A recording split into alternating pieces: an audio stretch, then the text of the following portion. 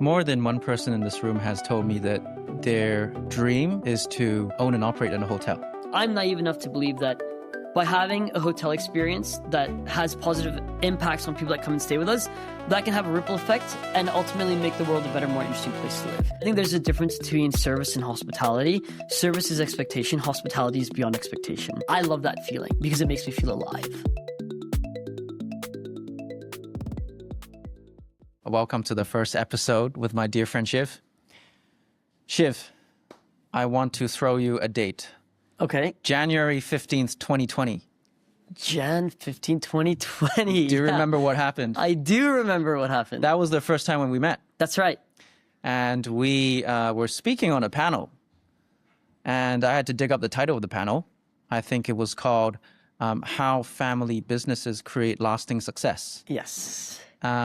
But that wasn't the fun part about the panel. Can you tell me who was on the panel in addition to us? Yeah. So in addition to us, both of our dads were there as well. And it was the four of us having a panel discussion with the moderator. And I would say that made it very nerve-wracking, but also very fun at the same time. Was it the first time for you to be on the same panel as your dad?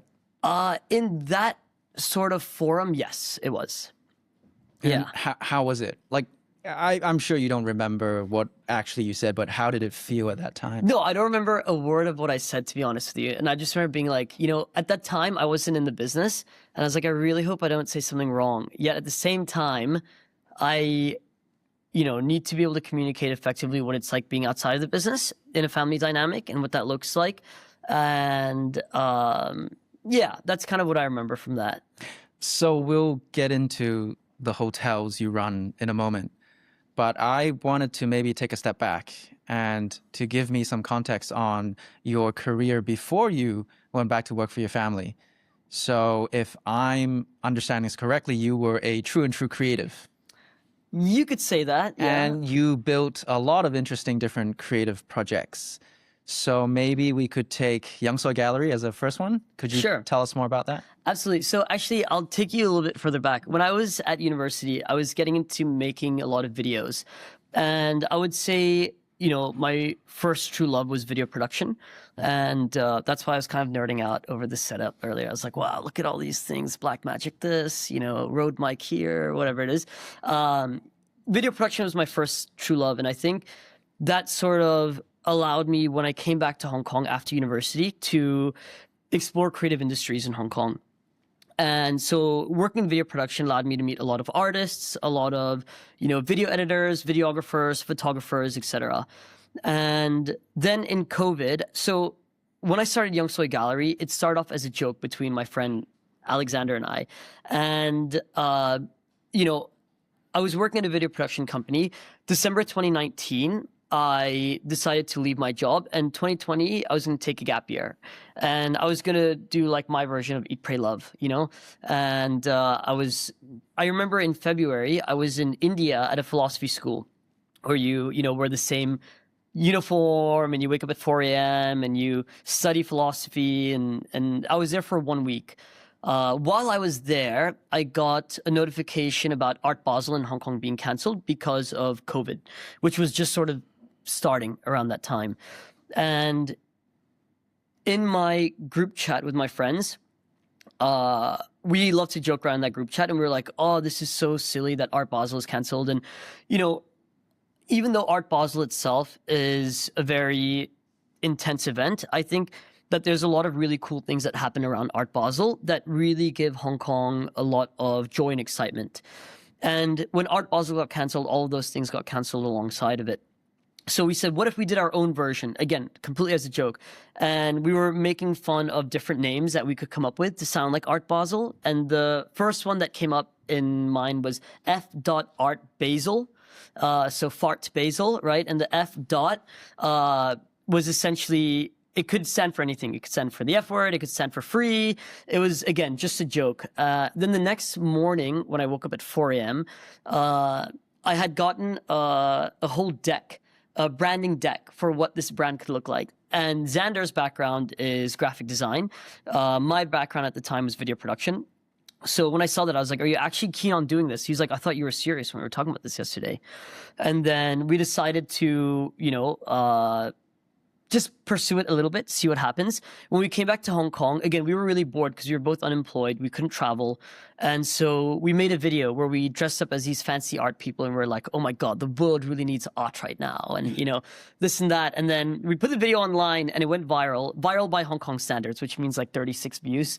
But funnily enough, it got picked up by a few different outlets, right? So Time Out was one of them. And there's a few other ones, Sassy. And then because of that, a lot of artists started reaching out to us saying, this is really cool. Can I participate? I've never gotten an opportunity like this in Hong Kong to work with a gallery that seems really down to earth. And then that's when Xander and I sort of realized that it was bigger than just our joke. And that's when we decided to start taking it a little bit more seriously. And we were going to do one event towards the end of March. So we found artists, we found sponsors. At the time, it was called Coronavirus, so we thought it'd be funny to only serve Corona beer. And, again, we were just having fun with it. Ironically, COVID spiked in Hong Kong during March 2020. I don't know if you guys remember that. So we had to cancel that event. And then the idea never died down, though, right? So we postponed it, kept postponing it. Then we decided to start an online gallery. And then because I didn't know what I was doing some freelance video production work to try to make a little bit of cash and keep myself busy. I was also trying to dabble in real estate. So I started going and seeing a lot of different units that were for rent in Hong Kong. And I saw this one space in Ap Lei Chau, which was fitted out as a gallery. It had track lighting. It was an empty open space. It looked like a gallery. And then I gave them an offer. They said, no, sorry, we can't do that. Okay, fast forward another month, another wave of COVID. I go back and see that same space. I asked them for the price. It had come down dramatically. Then I offered them a lower price. And I said, if you can confirm this by tonight, I'll take it. And thinking that they wouldn't call me at all. And then they call me an hour later and they're like, all right, we can do that price. It's yours. We're sending you the paperwork. And I was like, holy shit, excuse my language. I don't have the money for that. So then I called Xander, my business partner, who became my business partner. And I was like, so guess what? Congratulations to us. We just signed a lease on a gallery space in Ap Lei Chau. And he was livid because he was like, you're an idiot. We don't have the money, this and that, et cetera, et cetera. But then we scraped together enough resources between the two of us. And it's made us take running a gallery a lot more seriously. We also continue to do a lot of freelance work in video production so that it could help us cover a lot of the rent and things like that. But from there, it just sort of snowballed. And yeah, that's kind of how it started. Did you take any money from family for that project? So I would have loved to, but they weren't super keen on this gallery idea. They were like, what, a gallery? Do you know how profitable a gallery is? If you want to make $1 million in the gallery business, in the art business, you got to start with $10 million. And I was like, all right, well, I don't have either of those things. So luckily, all the money that I had saved up from working and then that I was saving up for my Eat, Pray, Love year, I basically took all of that and I invested that into the gallery. Today's episode is brought to you by Centaline Family Office. Centaline Family Office brings institutional expertise to high net worth individuals and families across Asia through comprehensive wealth management.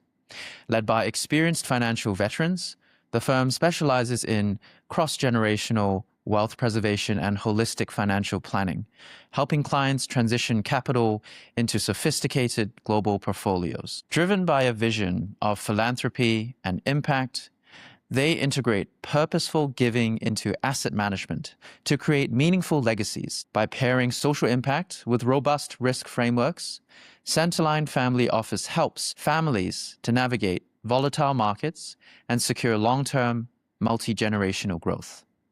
Our thanks to Centaline Family Office. Now, back to the conversation. I'm imagining that as you pursue and you build your own projects, your family has voices in your head. And always. I wanted to really dive into that because I think it's fascinating to me how we have our own careers that we wish to pursue, and we have a good understanding of what we're good at and what we think the market will pay for our skills. But then the family's needs or the family's voices sort of get in the way. And, I want you to take me back to the first time when your dad asked you to come back to work for him. Like, was that ever like an explicit invitation, or was it sort of like just brainwashed and conditioned in you growing up? Okay, good question. So this is why he does what he does, right? This is Hanson I'm asks here to good ask you the questions, hard right? There we questions, go. man. So, well, first of all, just to go back to the gallery, to take one step back, my family was very, very supportive in that whole journey, and they really did support me. But in terms of the finances, that was between Xander and I to begin with, and I'm grateful for their support in that. And I think oftentimes we sort of confuse what support really is. Support is honesty a lot of the time. And I think that is more helpful than blindly just being given encouragement when people who have more experience than you don't believe in something, right? Now, that's not to say that they're always right, but I think it's also important for us to have a pragmatic view that sometimes we don't have ourselves, right? So just on that. Now, in terms of an invitation, I never got an invitation from my dad to join the business. I was getting a lot of, I hate to say the word pressure, I prefer to say the word encouragement from actually my sister, my eldest sister, Avni, and also my mom. Now, my mom is, a fairly conservative Indian woman, and family businesses are the norm in a lot of ways in Indian families. And so I think she was really excited about the idea of me joining Ovolo. And for my sister, I would say that was really the major catalyst, because the way she phrased it is what allowed it to make sense to me. And I think the other thing is that, and again, I'm not going to speak for everyone in the room, but I think every human has an ego. I think if you're from a family business background, you also have an ego, and you assume that you can do it better than whoever's doing it, right? At the same time, you always feel like you have something to prove, and sometimes that feeling is so strong that you feel like you don't have to prove anything. So when my sister was like, listen, if no one else is going to do this, then you're like, then what do you see next? Like, you're the person who is best suited to join and help out. There's certain areas where you can add value. And I was like, yeah, I can add value, And like, I was like, I need my dad to ask me. I need him to show that he needs me to be involved. And then I realized that was, again, purely just ego getting in the way of that. So there was no invitation per se, but at the same time, I think that there was always encouragement from everyone involved, everyone in the family, for me to join. And I would also say the way that I see it, again, it being a family business, and especially a business where so much of ourselves in terms of our personality as a family, from a style perspective, service perspective, etc., really has created what Ovolo is as a brand. So, it's something that even I want my sisters and my mom to be involved in some way, shape, or form. So not only that they feel that they have ownership in it, but also so that they can continue to help us evolve the brand. Especially for my dad and I, who are so close to it, we're living and breathing it every single day. Sometimes when you're too close to an elephant, all you see is gray. When you're able to take a few steps back, you see the full picture. And I think sometimes from my family's perspective that's not involved, they are able to see the full picture. They're able to see the full elephant that sometimes my dad and I can't see. And that's why I find it really valuable for them to be involved as well. More than one person in this room has told me that their dream is to own and operate in a hotel. Really? I will not disclose who that person is. Save yourselves the trouble. But I'm just kidding. I was so I was hoping you would shed some light on the glamorous side of running a business and the nitty-gritty side of running a hospitality business. And particularly as you come from a creative background, how do you think that background has informed the way you run your hospitality business? Okay, sure. I'm going to break that down into a few bits. So first of all, in terms of my creative background for what I've done previously before going into hospitality, of course it gave me a little bit more of an idea when it comes to aesthetics and design and style and things like that, especially when it comes to the art, which is a major core value of Ovolo as a brand, right? And we also have another brand called Mamaka, which we'll get into later. But for Ovolo, art plays a huge role. And so I would say it made me feel a little bit confident in going into a role that requires a lot of design and project management, things like that. But ultimately, what I would say my previous background, what it really gave me in general, not only the confidence for certain design elements, but it gave me the confidence in being able to execute, right?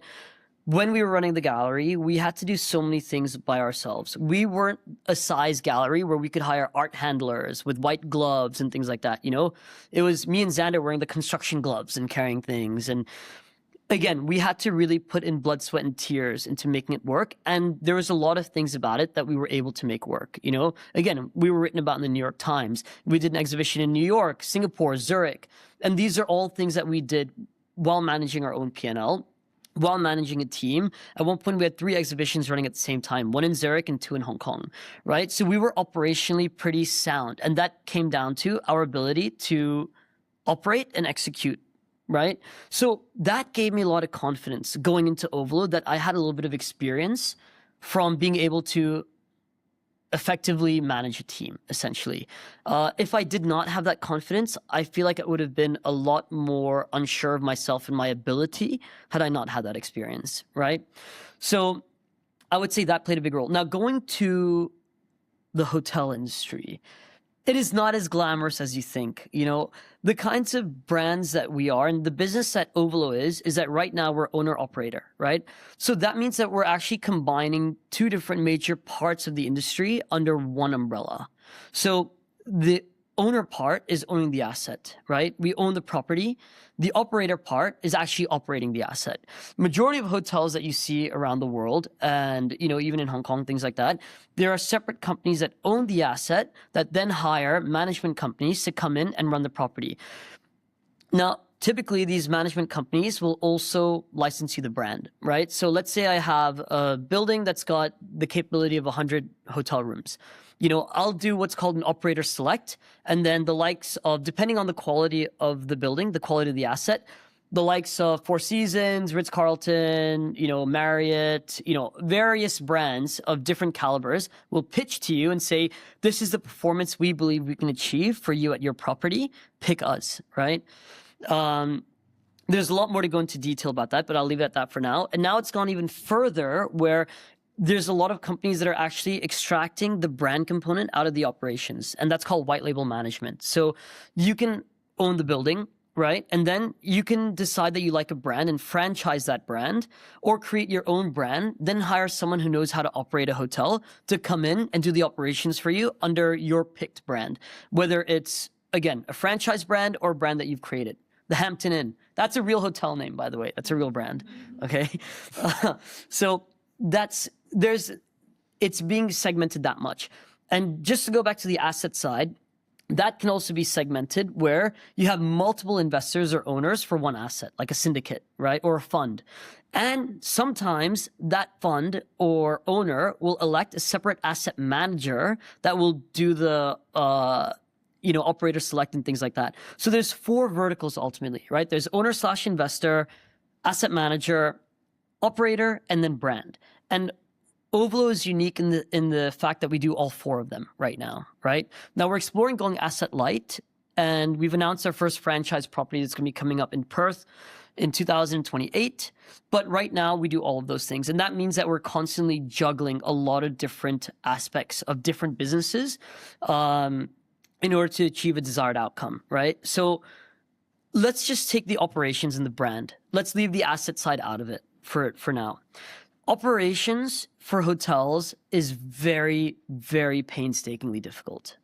And the reason for that is because your hotel, any hotel, majority of hotels, okay, are 24/7, 365 businesses.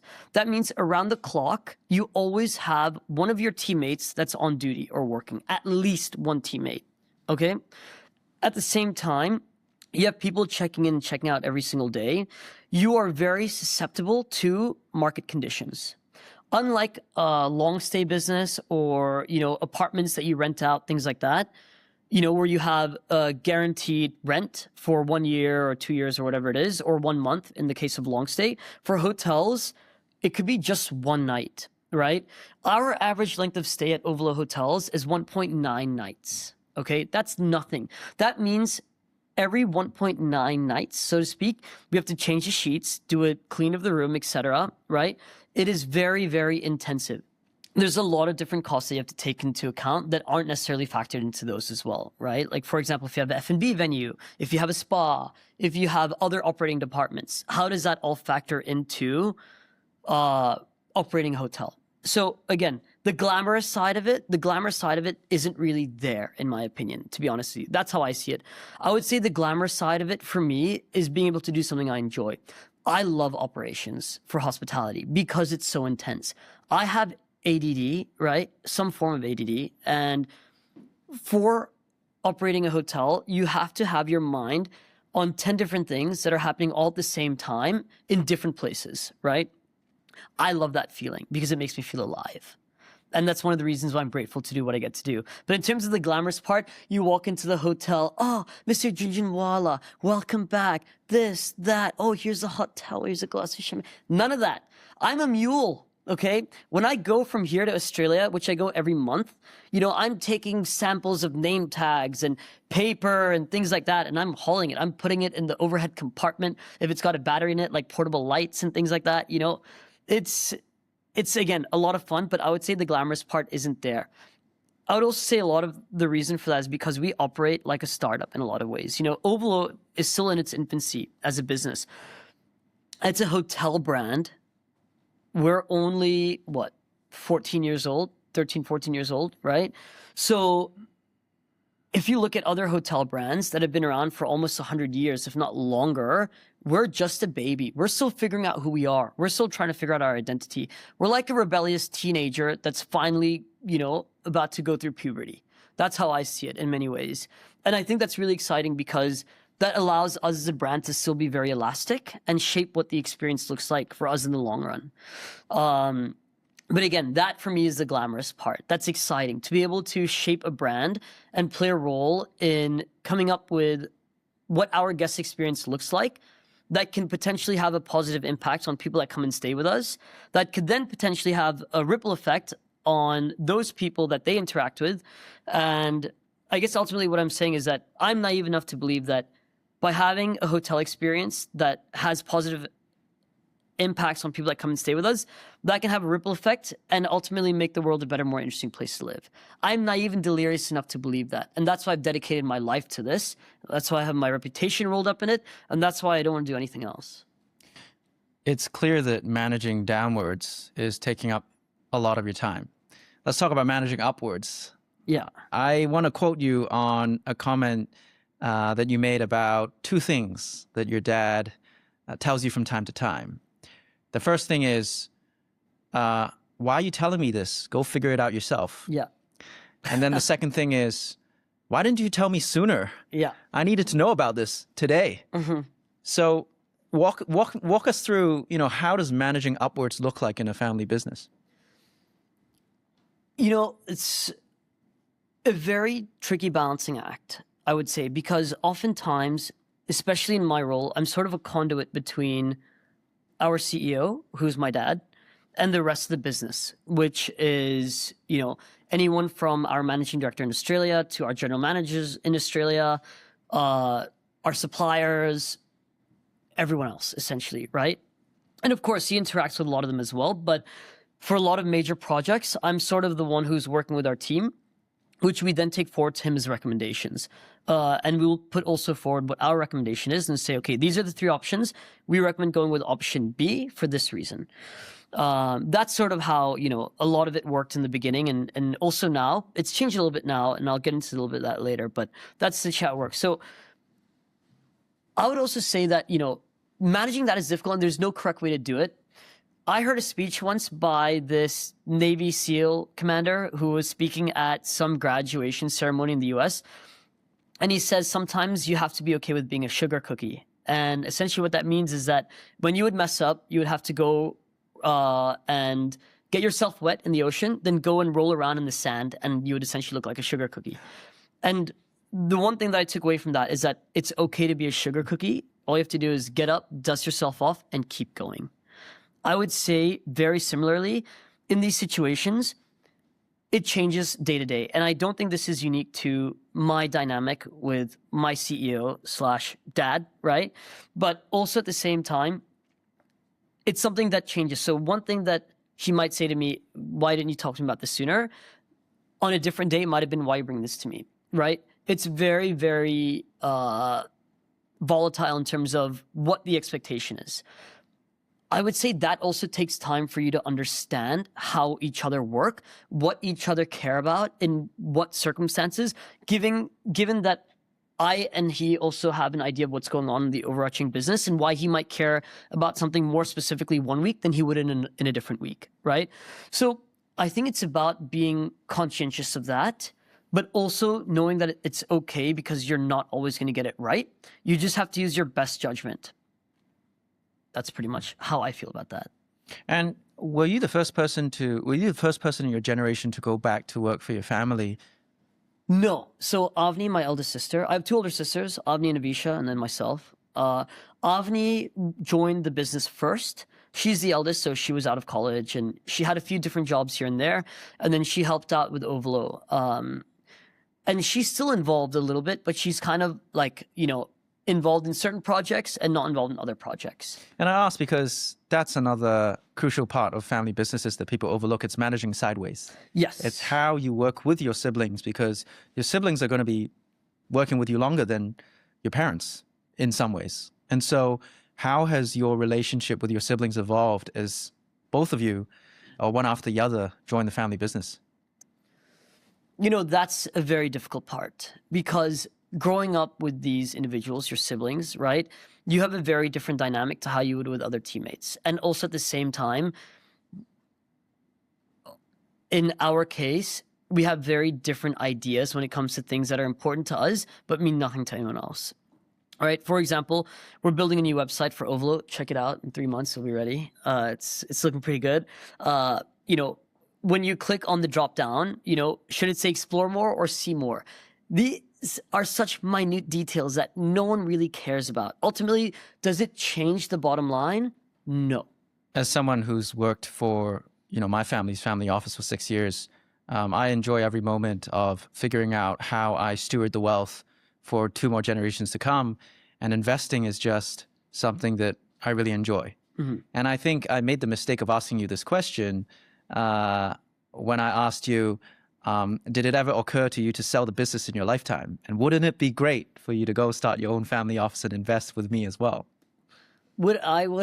Is this a trap? I mean, to preface that question, to tell you how you reacted to me, I think you told me it wasn't on your top 20, if not 100 things in terms of things you would prioritize right now, because you come alive with running the business. Yes. Well, first of all, Hampton, if I ever have the cash, I will absolutely invest with you. Okay. Number one, just for the record. And I think everyone in this room should as well. Number two, in terms of selling the business, again, that is a decision that is hard to say now. Do I have aspirations to do that? Not necessarily, but it doesn't mean that we wouldn't explore it, because I have no idea what the business is going to look like 5 to 10 years from now. Now, or 20 years or 30 years for that matter of fact, what I believe right now is that the business has so much more capabilities when it comes to growth opportunities, when it comes to expansion. I think that if we were to sell it, it would be a disservice to sell it at what it is now, or even what we imagine it being in 5, 10 years from now, because I believe that it is capable of so much more, right? I also think that the brand, in order for the brand to make sure that that is not veered off course, which is what happens with a lot of brands once they've been acquired. And you can see this across the hotel landscape. There's a lot of boutique lifestyle brands that have been acquired. For example, Hyatt Group, right? They bought the Standard. Hilton bought Nomad, things like that. W was acquired by Marriott a long time ago.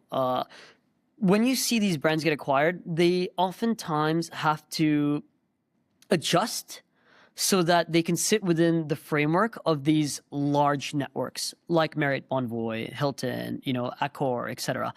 So if we were to do that, I'd want to make sure that the brand is a lot more robust and bulletproof, so to speak, so that if we were to sell to one of these stewards, who would carry it forward for future generations, then we've done so in such a way that the brand is, again, a lot stronger, where we don't have to worry about it being compromised in this way or that way because we didn't build a strong enough foundation. Right. And a lot of people will argue that, oh, these brands have been diluted because they've been sold, things like that.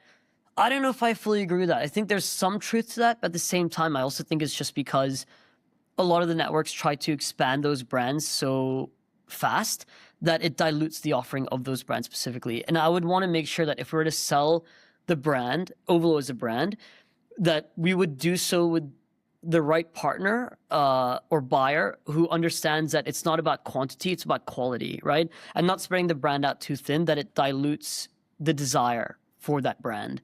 And I think you see that a lot happening these days. If a company gets the opportunity to have 10 new hotels of this one brand that they're developing, I feel like that almost does a disservice to the brand in a lot of ways. And that's essentially what we really want to protect and champion, so that if ever we do decide to sell the brand, is that it is ironclad enough that no one's going to mess with it. I guess as someone sitting on the side of a family office, money actually could be a decentering force because there's always that motivation to split and go. Whereas for a family business, when it's an operating business spitting off healthy cash flows and there are so many daily fires to put out, that actually is a centering force for the family. And, I wanted to hear what you think that your family stands for, in addition to, running a great business, right? What are perhaps some invisible bonds that keeps the family together? And I ask this because it's very rare for families to be able to articulate what they stand for. And how does it work in your family? Well, we have a lot of different things that I think are special to us as a family and things that we hold dear, in addition to celebrating certain traditions and holidays and things like that together. One of the things that I really enjoy is whenever we have family gatherings, and, it could be for my parents' anniversary or this person's birthday, whatever it is, and we're sitting on a dining table, we give speeches or we get up and say a few words. That is probably one of my favorite traditions that we have as a family because it encourages public speaking, and in a way that doesn't necessarily allow you to prepare for it. You kind of have an idea that you're going to have to do that, but it's cool because you get to hear a very honest take on a certain situation and a reflection from that person's point of view. That's probably one of my favorite things about, or one of my favorite traditions that we do as a family. It's also one of the reasons why I believe in the power of words and how powerful words can be. One of my interview questions whenever I interview someone is, what's your favorite speech of all time? Because I'm curious to know what words have an impact on someone enough to move them, right? So that's, in terms of a business perspective, right?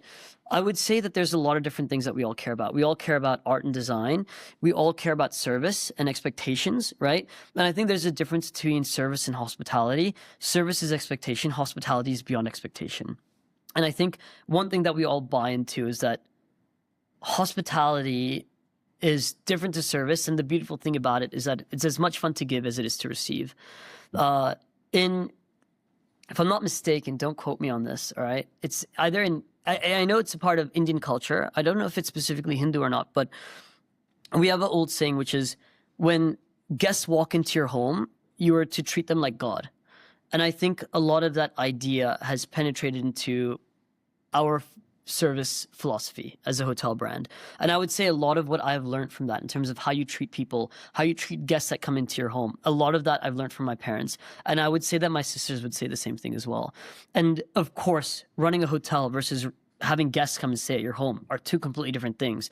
But I think that there's still a lot that we can apply to the hotel business that we've learned at home from watching our parents do a kick-ass job at it. I wanted to open up the floor for questions. Run a venture capital fund, own money, invest in robotics, crypto, and stuff like that. Wanted to understand, always having a child myself, how do you grow out of this, the shadow of your family, right? How did your parents motivate you to do better than them? And yeah, how do you grow out of this this immense shadow that your family has achieved? It's a great question. I think two things. Number one, you have to be comfortable in the fact that you are going to be in the shadow for a long time. And that's also, rather than looking at that as a bad thing, look at how awesome it is of what, you know, your bloodline has created, right? And keep in mind that that blood is in you as well, right? So that's the way I try to look at it. And I always hear all the time, oh, your dad's a visionary. He's done this, he's done that. I'm like, I'm doing it too, okay? You know? But you have to keep in mind, I mean, that credit that they get, they deserve that credit because they built something special and spectacular enough that people trust you enough with their money that they're willing to buy from you or invest in you or allocate their hard-earned money towards what that is, right? That's not easy. In any industry, that's not easy. So you got to respect it, number one. Number two, you've got to believe in yourself enough that whatever they built, you're going to do 3x, 5x, 10x of that. And until that happens, be comfortable being in the shadow. There are certain things that grow in the shadows. I think it's fungus. Things grow in the shadows. And I would say it's important to not let being in the shadows discourage you from going for it.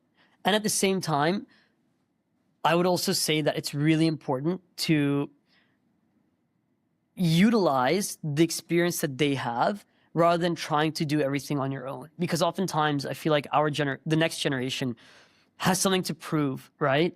And it's ultimately to yourself, but also getting your parents' approval.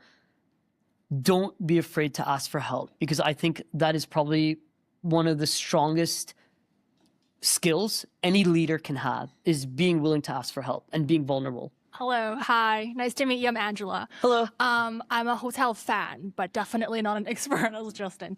My question is, if you were to start a hotel from zero today, what would you do differently, right? Because we've seen from the past few, I don't know, let's say 5-10 years, there has been a maturation and development in how hotels are run, right? So for instance, like the use of tech. I was in New York in public hotel and I hated how we had to check in via iPads. Like that was not it, right? That was not a good use of tech. Or secondly, we've seen how there's a move from like more asset heavy owner operator model, like you talked about, to a more asset light model. Or we've seen more like on the high end luxury level of things, a lot of hotels like Aman and the Four Seasons, really, especially Aman, finally started to not be bleeding cash when they started doing Aman residences, right? So the residence segment starts being more of like a cash cow to fund the rest of the hotel development. And they finally start being more EBITDA positive. So from your perspective, if you were to start something from scratch, what would you do differently, or how would you do it? It's a good question. So we actually have, an idea for another brand. So again, we have two brands right now. We have Ovolo, which also to answer, Justin's question from earlier a little bit, is that Ovolo sits in between upscale and upper upscale. And there's 6 hotel categories. There's budget, mid-scale, upper mid-scale, upscale, upper upscale, luxury. And in my opinion, there's a new category called Lux Plus, which is the likes of Aman, where they're willing to sacrifice occupancy so they can maintain rate integrity at $2,000 plus. Man, you know the guts it takes to do that? That's not easy to say, okay, nope, I don't care if the hotel sits at 20%, this is my rate. That takes guts, all right? Because you're leaving money out on the table and you're probably running it at a loss in those periods, right?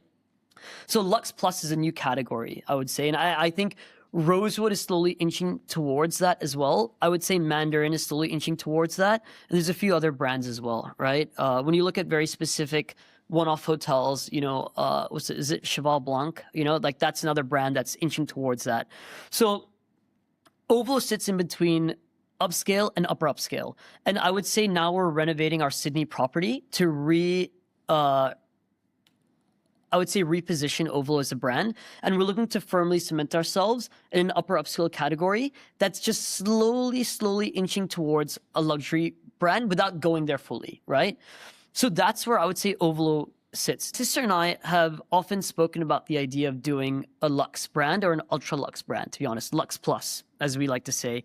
And the reason for that is because, again, going back to what Hampton was talking about earlier, there's a lot that we've learned from our parents and things like that. And a lot of that actually fits better in a Lux or Lux Plus category. I also think that Lux Plus or Lux, let's just call it Lux for the sake of simplicity, is very capital intensive. You cannot cheap out on materials. You've got to go for mahogany and this stone from this country that had someone play the violin to it. You've got to go for top-notch materials. The uniforms have to be done by a designer brand. It could be in collaboration with someone, et cetera, whatever it is. But it requires a lot more attention to detail. And from a service perspective, for example, at Ovolo, we'll ask you, do you need help with your bags? We'll help you take it up. Whereas in a hotel brand like this, it's been taken up to your room, your suitcase is wiped down clean, your luggage tags are cut off, and it's sitting on your luggage rack waiting for you, right? That's the difference in service levels. That's the kind of thing that I'd want to get into one day. The reason for that is also because unlike for hotels in other categories, during economic uncertainty, brands that are up there and budget brands are the ones that have a little bit more consistency. When you're somewhere in the middle, during economic uncertainty, people either lean up or lean down. And then if you're in the middle, you're screwed, right? So from a commercial perspective, given that you have the capital to invest in something like that, I think it's a very, very cool area of the business to be in. That's where the glamorousness comes in. Maybe then I'll finally get a wet towel, other than having to carry them over. That's where I'd want to go. But more than just the commercial component of that, I would also say that that is ultimately how I would like to one day pay homage to what I have learned from my family when it comes to hospitality. And that's something that I would love for my sisters to be involved in with me, because they've got better style than I do, Yeah. Thank you. With that, can we all give a hand to Shiv? Thank you.